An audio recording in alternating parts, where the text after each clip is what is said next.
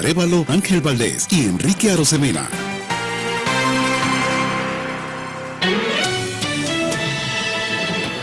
Entrevista de actualidad, Panamá Hoy. Tú eliges 2024.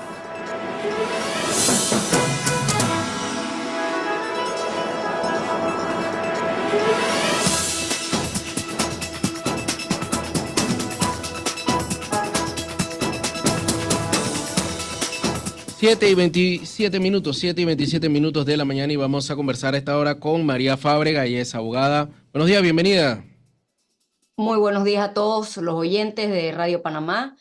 Un saludo en este día tan especial para el país, en medio del proceso electoral en que nos encontramos. Sí, sobre todo ahora que se habla o se ha especulado mucho de que la Corte se podría reunir y declararse hoy en sesión permanente para discutir el tema de José Raúl Mulino. ¿Cómo analiza usted esta reunión que se pueda dar, esta sesión permanente de la Corte?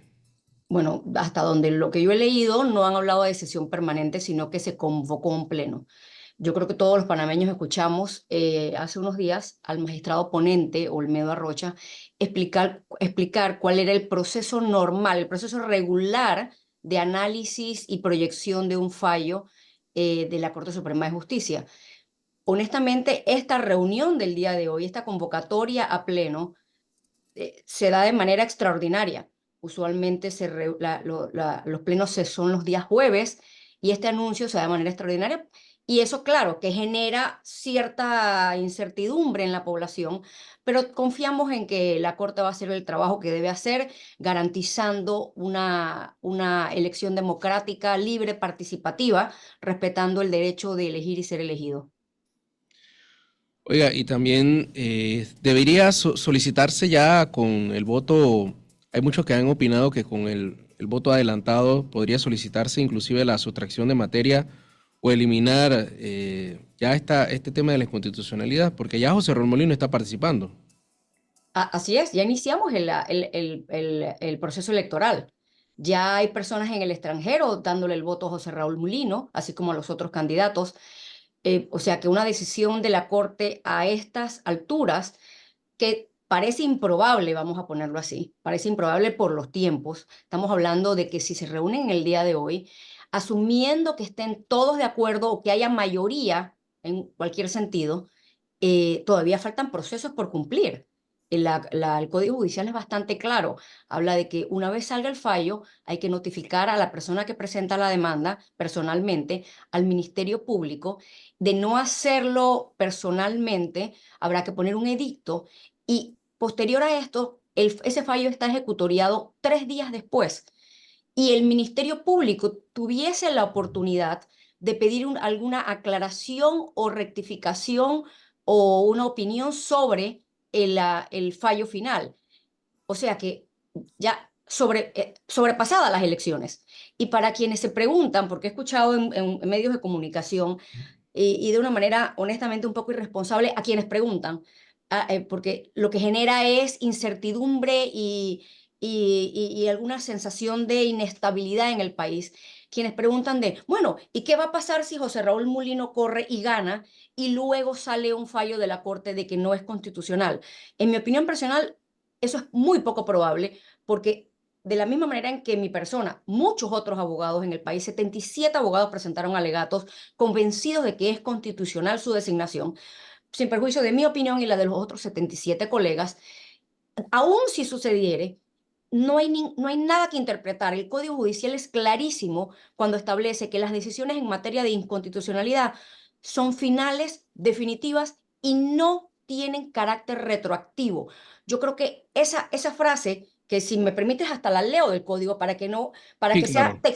textual, no hay manera de interpretarla. Hay normas que permiten algún tipo de, bueno, por la línea gris y tal, pero yo creo que es tan clara que no tengo ni que dar mi opinión sobre el tema. El artículo 2573 del Código Judicial establece: las decisiones de la Corte proferidas en materias de inconstitucionalidad son finales, definitivas, obligatorias y no tienen efecto retroactivo.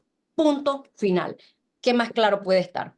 Entonces sí me parece un poco irresponsable de los que todavía se preguntan, ay, bueno, ¿qué pasaría tal cosa? El país queda al garete.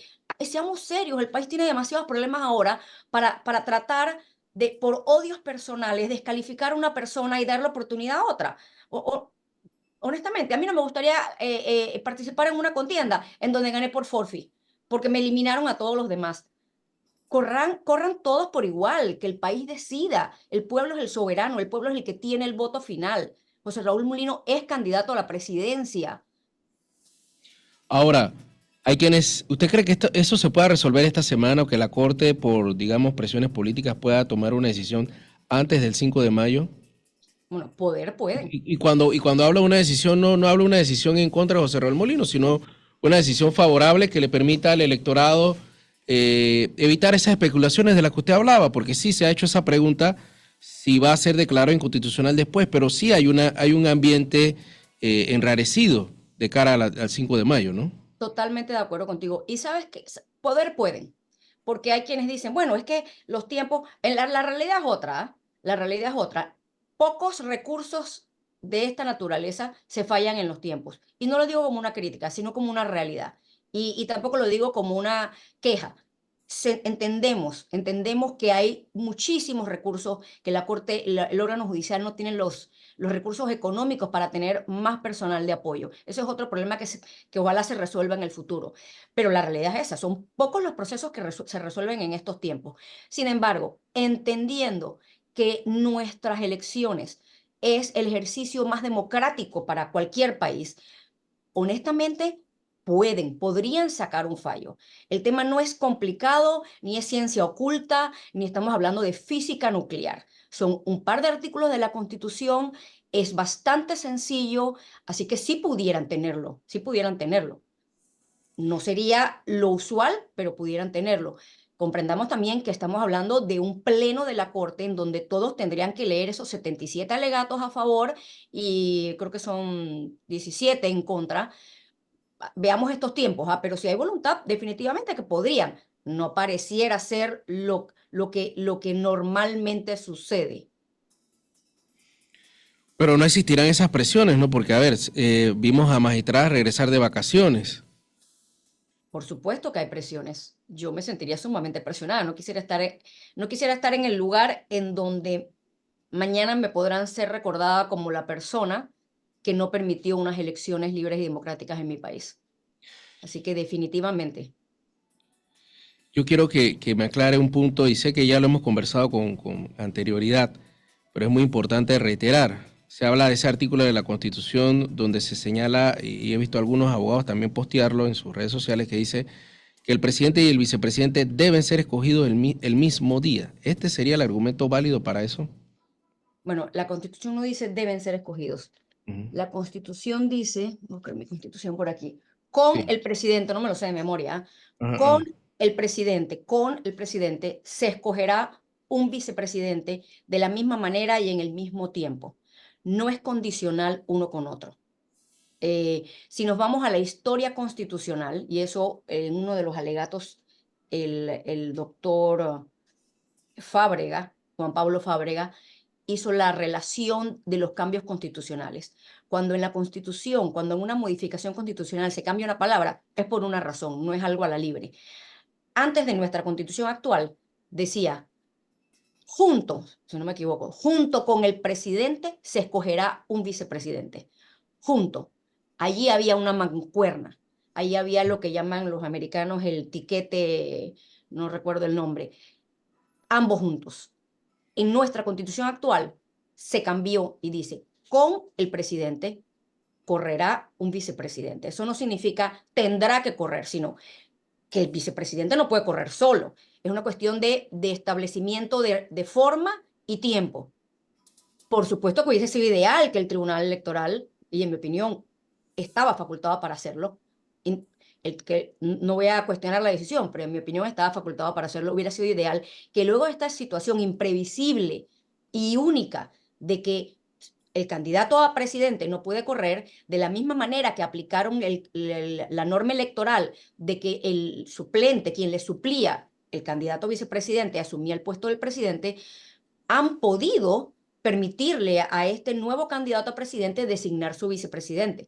No lo hicieron, pero esto no significa que el tiquete no queda configurado. La Constitución dice, con el presidente correrá un vicepresidente el mismo día y en la misma forma.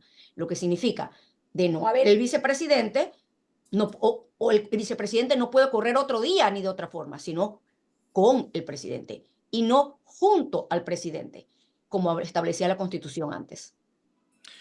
Bueno, muchas gracias, María Fabria, por conversar con nosotros y reiterar un Como poco. no, Laura. Y un pequeño ejemplo. Sí, Dios dígame. no quiera, ¿qué hubiese pasado si un candidato a vicepresidente de otro partido fallece?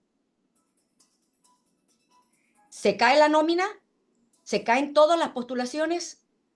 Son situaciones imprevisibles. No es un artículo que condiciona al segundo al primero. Por supuesto que sin candidato a presidente no habría nómina, porque el presidente es la figura principal. Nosotros votamos por presidente, no por vicepresidente.